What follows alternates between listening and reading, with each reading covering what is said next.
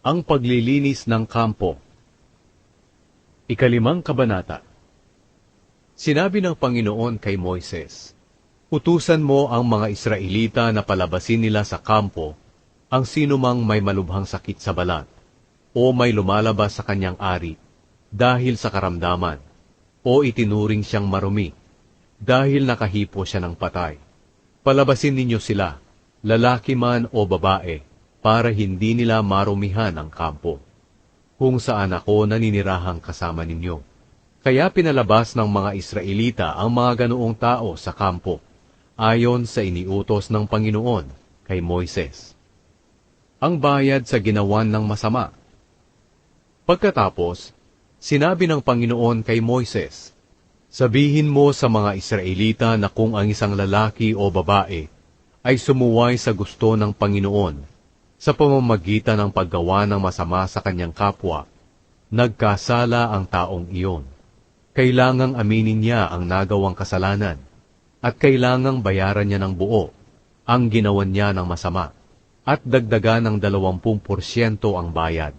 Pero kung patay na ang ginawa ng masama, at wala na siyang malapit na kamag-anak na tatanggap ng bayad, ang bayad ay mapupunta sa Panginoon, at kailangang ibigay ito sa pari, kasama ng tupa na ihahandog ng pari, para tubusin ang kasalanan ng taong iyon.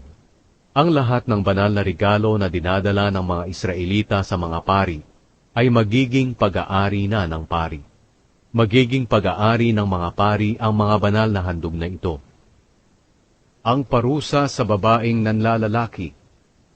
Sinabi pa ng Panginoon kay Moises, "Sabihin mo ito sa mga Israelita, kung sakali man na may isang lalaking naghihinala na nanlalalaki ang kanyang asawa, ngunit wala siyang katibayan dahil walang nakakita nito sa akto, kailangang dalhin niya ang kanyang asawa sa pari, kahit na hindi totoong dinungisan nito ang sarili, sa pamamagitan ng pangangalo niya. At kailangang magdala ang lalaki ng handog na 2 kilong harinang sebada para sa kanyang asawa. Hindi niya ito dapat lagyan ng langis o insenso, dahil ito ay handog ng paghihinala. Dadalhin ng pari ang babae sa aking presensya, at pagkatapos ay maglalagay ang pari ng tubig sa mangkok na gawa sa puti, at lalagyan niya ito ng alikabok na mula sa sahig ng toldang tipanan. Kapag pinatayo na ng pari ang babae sa aking presensya, ilulugay ng pari ang buhok ng babae, at ilalagay sa kamay niya ang handog ng paghihinala, para malaman kung talagang nagkasala ang babae.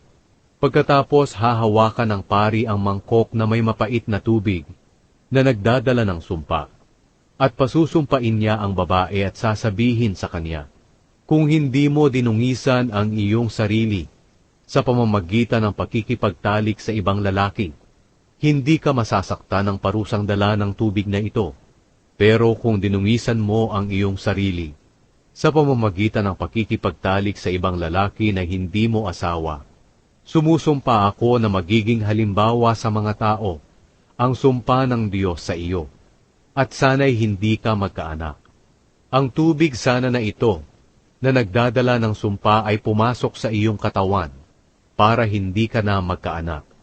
Pagkatapos sasabihin ng babae, "Mangyari sana ito," at isusulat ng pari ang sumpang ito sa isang sulatan, at huhugasan niya ito sa mangkok na may mapait na tubig.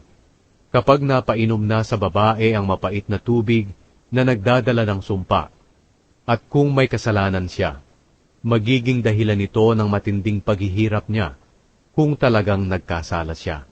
Pagkatapos kukunin ng pari sa kamay ng babae ang handog ng paghihinala na inihandog ng asawa niya dahil sa paghihinala nito, at itataas ito ng pari sa aking presensya at dadalhin sa altar.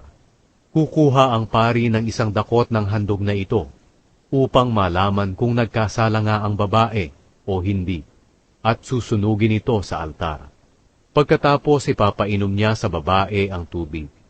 Kung totoong dinungisan niya ang kanyang sarili sa pamamagitan ng pagtataksil sa kanyang asawa, magpaparusa sa kanya ng matindi ang tubig na kanyang ininom na nagdadala ng sumpa.